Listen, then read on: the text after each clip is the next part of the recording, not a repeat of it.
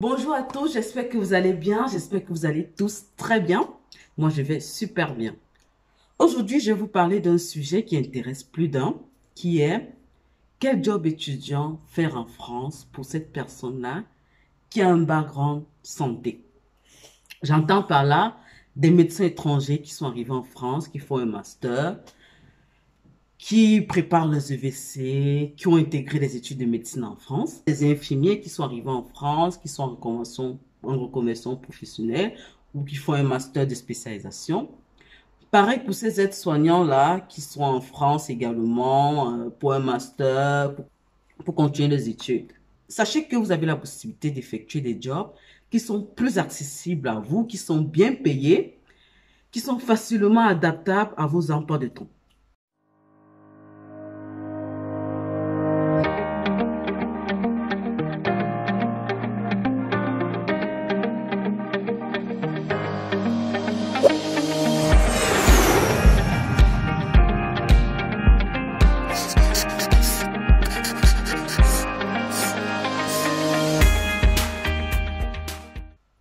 Le premier job, c'est le job d'auxiliaire de vie. C'est quoi un auxiliaire de vie? Un auxiliaire de vie, c'est ce personnel de santé-là qui assiste les personnes dans les actes de la vie quotidienne. Manger, dormir, se vêtir, se laver, et etc. Vous pouvez être recruté directement par des particuliers qui sont en demande ou par des structures. Il y en a tellement de structures d'aide à domicile en France, ils ont tellement besoin. Avec votre background de médecin, d'infirmier, d'aide-soignant, ils sont plus rassurés. Vous êtes des personnes qui ont l'habitude de prendre soin des gens. Et ce sera facile pour vous d'être recruté. Vous pouvez être recruté chez une personne juste pour aller faire les courses. Juste 2 heures le samedi, vous partez faire les courses. Ou vous pouvez être recruté pour l'aider à cuisiner, par exemple. Ou même être recruté durant toute une nuit parce que cette personne a besoin d'air pour s'allonger sur son lit, par exemple. Et ce sont vraiment des jobs où, lorsque vous prenez toute une nuit, ça fait une grosse plage d'horaire et ça fait un bon petit pactole le matin, soit 100 à 120 euros, par exemple. Et parfois, même la nuit, vous n'avez pas bossé, votre employeur dort et vous aussi, vous dormez de votre côté ou bien vous avez apporté votre bouquin, vous profitez pour réviser en même temps. Donc, c'est vraiment des jobs qui sont facilement adaptable.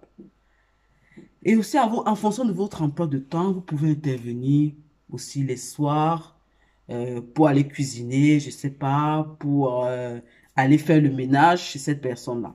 Donc, c'est vraiment en fonction de l'emploi de temps de chacun parce que il y a de la demande.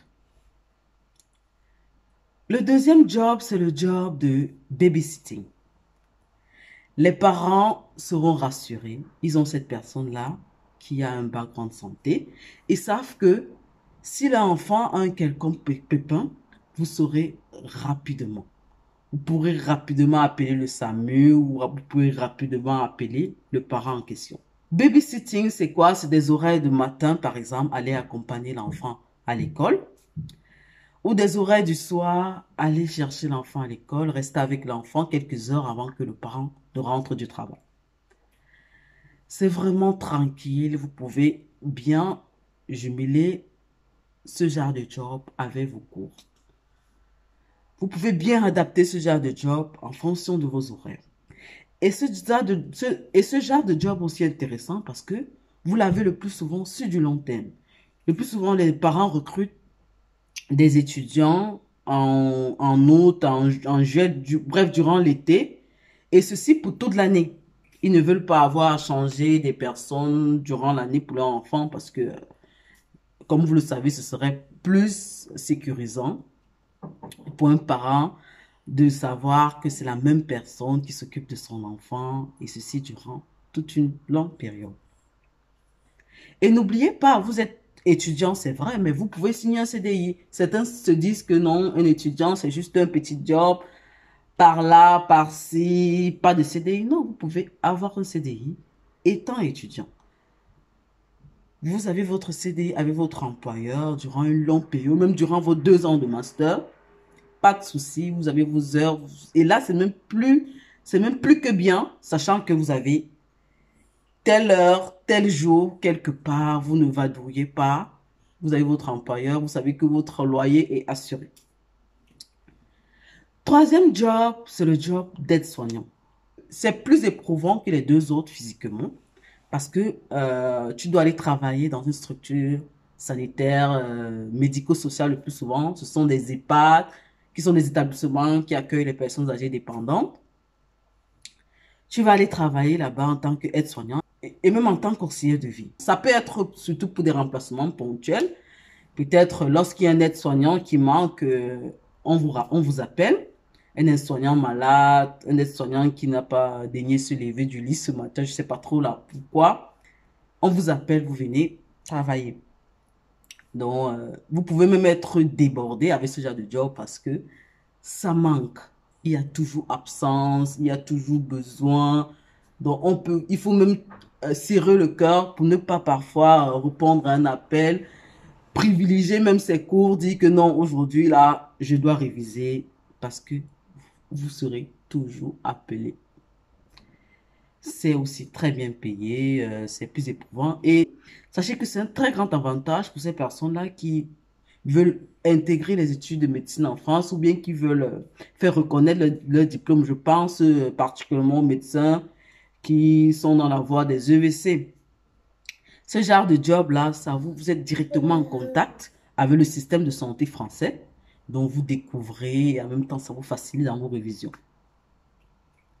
Le quatrième job, c'est le job d'aide opératoire.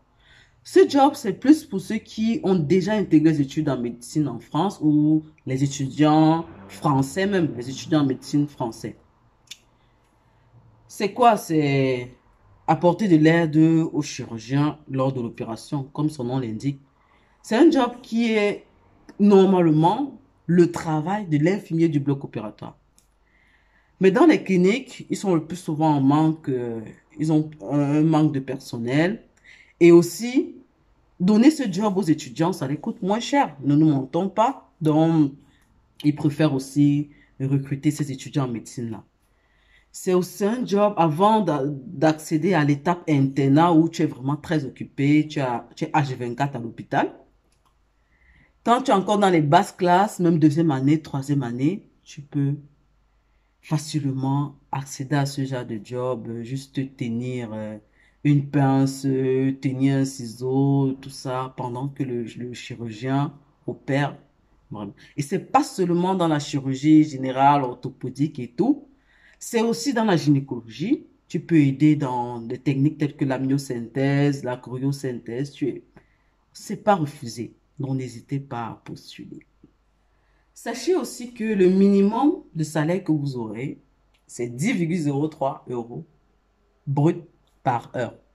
Mais des jobs que j'ai cités là, vous êtes vraiment largement au-dessus. Donc, sachez que pour tous ces jobs-là, le nœud, c'est le CV, la lettre de motivation. Faites un bon CV, faites une lettre de motivation. Aucun recrutement n'est négligé en France. Donc, on va le lire et on va en tenir compte. Et faites aussi gaffe, vous avez max droit à 964 heures de travail par an. Donc, ne soyez pas à fond dans les jobs. Sachez aussi que votre style de séjour en dépend. Donc, soyez vraiment limite dans vos heures de travail. Et aussi, pour pouvoir réussir ces études, il faut bien pouvoir étudier. Et tu ne peux pas être en train d'étudier et travailler aussi. Donc, il faut vraiment choisir le juste milieu. Ça, c'est le conseil que je peux vous donner. C'est ainsi que se termine cette vidéo. N'hésitez pas à liker si vous avez aimé, à vous abonner surtout et surtout. Et mettez toutes vos questions en commentaire. Si vous avez besoin d'autres précisions, si vous avez besoin que je lise rapidement un CV là, un petit conseil par-ci, sollicitez-moi. Passe Études peut vous aider à ce niveau. Merci et à bientôt.